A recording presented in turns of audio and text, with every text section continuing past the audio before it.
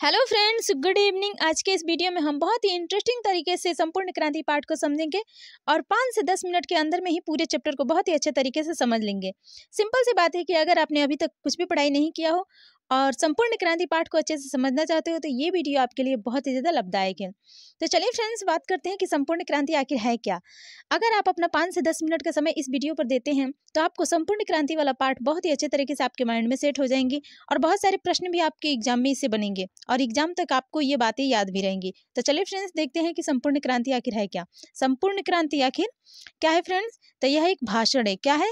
यह एक भाषण है। ठीक है फ्रेंड्स, यह एक भाषण है। ठीक है, और ये किसके द्वारा दिया गया है? तो जयप्रकाश नारायण जी के द्वारा। याद रखिएगा, किसके द्वारा दिया गया है? तो जयप्रकाश नारायण जी के द्वारा। कब दिया गया था? तो ये दिया गया था 5 जून 1974 को। कहाँ दिया गया था फ्रेंड्स? तो पटना के गांधी मैदान में। याद रखिएगा, पटना के गांधी मैदान में जयप्रकाश नारायण जी के द्वारा 5 जून 1974 को दिया गया था। ठीक है फ्रेंड्स, याद रखिएगा, आपके एग्जाम में इससे सवाल पूछ सकते हैं। बात करते हैं कि जयप्रकाश नारायण जी का जन्म तथा निधन कब हुआ था। इनका जन्म तथा निधन कब हुआ था फ्रेंड्स? तो इनका जन्म 11 अक्टूबर 1902 को हुआ था। कब हुआ था फ्रेंड्स? तो 11 अक्टूबर 1902 को। और इनका निधन कब हुआ था? तो निधन 8 अक्टूबर 1979 को। कब हुआ था फ्रेंड्स? तो 8 अक्टूबर 1979 को इनका निधन हुआ था। इनका जन्म हुआ था 11 अक्टूबर 1902 को और निधन इनका 8 अक्टूबर 1979 ईस्वी को हुआ था। ठीक है फ्रेंड्स, इनका जन्म कहाँ हुआ था? तो सीताब दियरा गाँव में। याद रखिएगा, कहाँ हुआ था? तो सीताब दियरा गाँव में। ठीक है फ्रेंड्स, याद रखिएगा, आपके एग्जाम में इससे भी प्रश्न बन सकता है। इनका जन्म कहाँ हुआ था? तो सीताब दियरा गाँव में। ठीक है फ्रेंड्स, और संपूर्ण क्रांति वाला जो ऐतिहासिक भाषण है आखिर वो किस में प्रकाशित है? तो वो जनमुक्ति में प्रकाशित है। किस में प्रकाशित है फ्रेंड्स? तो जनमुक्ति में प्रकाशित है, जो कि यह एक भाषण है जो कि जनमुक्ति में प्रकाशित है। जयप्रकाश नारायण जी के द्वारा दिया गया था 5 जून 1974 को पटना के गांधी मैदान में। ठीक है फ्रेंड्स, याद रखिएगा। बात करते हैं जयप्रकाश नारायण जी जब पढ़ाई करने के लिए कहाँ जाते हैं? तो जयप्रकाश नारायण जी पढ़ाई करने के लिए अमेरिका जाते हैं। कहाँ जाते हैं फ्रेंड्स? तो यह अमेरिका जाते हैं।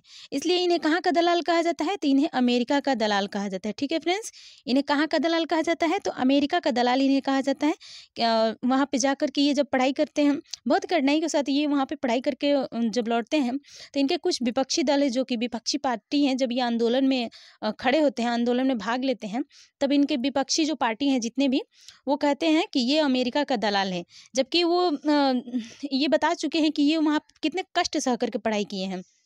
ये जब अमेरिका में पढ़ाई करने के लिए गए थे तो वहाँ पे रेस्टोरेंट में भी काम किए थे, जूठे बर्तन भी साफ़ किए थे, जूते भी साफ़ किए, और जो भी मिलता था होटल में भी काम किए हैं ये।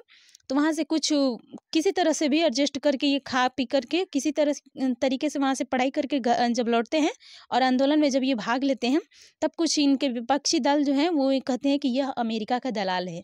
ठीक है फ्रेंड्स, तो इन्हें कहाँ का दलाल कहा जाता है?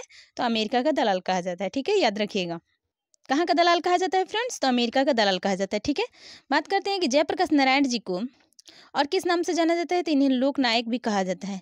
क्या कहा जाता है फ्रेंड्स? तो लोक नायक कहा जाता है। जयप्रकाश नारायण जी को ही लोक नायक के नाम से जाना जाता है। लोक नायक आखिर इन्हें क्यों कहा जाता था? क्योंकि ये जनता की बहुत सेवा किया करते थे। जनता की सेवा करने के कारण ही इन्हें लोक नायक नाम से जाना जाता है। ठीक है फ्रेंड्स, याद रखिएगा, ये भी आपके एग्जाम में प्रश्न पूछ सकता है। इनका जन्म 8 अक्टूबर 1902 को, 11 अक्टूबर 1902 को, और इनका निधन 8 अक्टूबर 1979 को हुआ था। ठीक है फ्रेंड्स, ये भी याद रखिएगा। चलिए आगे देखते हैं, इनके माता पिता का क्या नाम था। जयप्रकाश नारायण के माता जी का क्या नाम था? जयप्रकाश नारायण जी के आखिर माता जी का क्या नाम था? जयप्रकाश नारायण के आखिर माता जी का क्या नाम था फ्रेंड्स? तो इनके माता जी का नाम था फूल रानी। क्या नाम था इनके माता जी का? तो फूल रानी। ठीक है फ्रेंड्स, याद रखिएगा। इनके पिताजी का क्या नाम था? तो इनके पिताजी का नाम था हरसुदयाल। क्या नाम था फ्रेंड्स? तो हरसुदयाल। ठीक है, इनकी पत्नी का क्या नाम था? तो इनकी पत्नी का नाम था प्रभावती देवी। क्या नाम था फ्रेंड्स?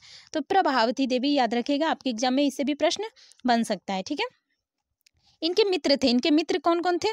तो एक थे रामवृक्ष बेनीपुरी जी और एक थे रामधारी सिंह दिनकर जी। ठीक, रामधारी सिंह दिनकर जी का मौत के बारे में ये बात करते हैं, जब ये 5 जून 1974 को पटना के गांधी मैदान में भाषण देते हैं, उसी में इन दोनों के बारे में बात करते हैं। और रामधारी सिंह दिनकर जी के मौत के बारे में बात करते हैं कि उनका निधन आखिर कैसे हुआ। तो इनका निधन दिल का दौरा पड़ने के कारण हो गया था। ठीक है, किस अस्पताल में हुआ था? तो बिलंगटन नर्सिंग होम में। किस अस्पताल में हुआ था फ्रेंड्स? तो बिलंगटन नर्सिंग होम अस्पताल में इनकी मौत होती है। रामधारी सिंह दिनकर जी की 3 मिनट के अंदर इन्हें अस्पताल पहुँचाया जाता है रामनाथ जी गोयनका के द्वारा। फिर भी वहाँ पे सभी व्यवस्था होने के कारण भी ये वहाँ पे नहीं बच पाते हैं और इनका निधन हो जाता है। तो उस अस्पताल का क्या नाम था? तो विलंगटन नर्सिंग होम। याद रखिएगा, ये भी आपके एग्जाम में प्रश्न इससे बन सकता है और पूछ भी सकते हैं। तो विलंगटन नर्सिंग होम में दिनकर जी की मौत किस अस्पताल में होती है? तो विलंगटन नर्सिंग होम में। ठीक है फ्रेंड्स, याद रखिएगा। और जब ये जयप्रकाश नारायण जी अस्वस्थ हो जाते हैं, जब ये बूढ़े और बीमारी की हालत में भी आंदोलन में भाग लेते हैं, तब ये इनके स्वास्थ्य पर निगरानी रखने वाले, इनके स्वास्थ्य पर अर्थात इनके सेहत पर निगरानी रखने वाले एक डॉक्टर थे। उन डॉक्टर का आखिर क्या नाम था? तो डॉक्टर रहमान। ये भी आपके एग्जाम में इससे भी क्वेश्चन बन सकता है। ठीक है फ्रेंड्स, याद रखिएगा।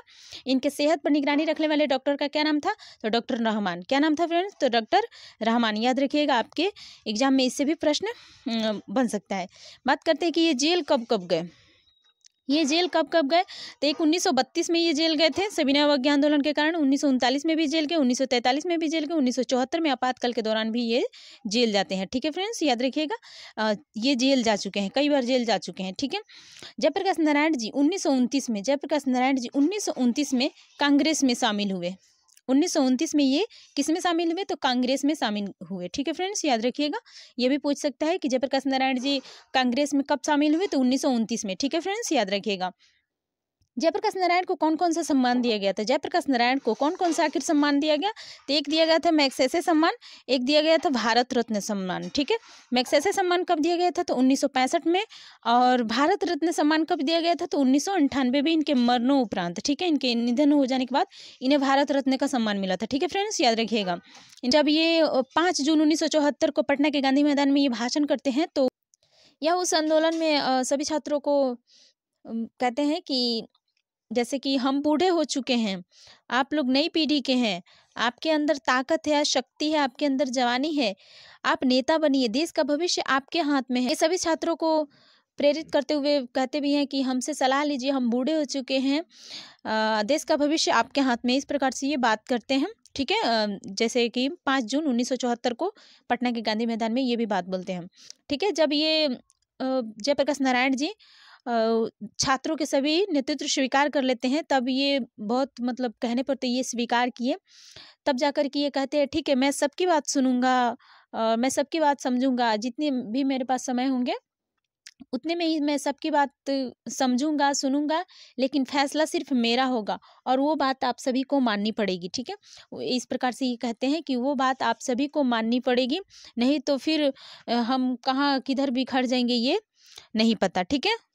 इस प्रकार से ये बात करते हैं कि हमें व्यक्तिगत किसी से कोई झगड़ा नहीं। ये कहते हैं उस भाषण में, हमें व्यक्तिगत किसी से कोई झगड़ा नहीं, हमें तो सिद्धांतों से झगड़ा है, गलत नीतियों से झगड़ा है। इस प्रकार से ये बात करते हैं।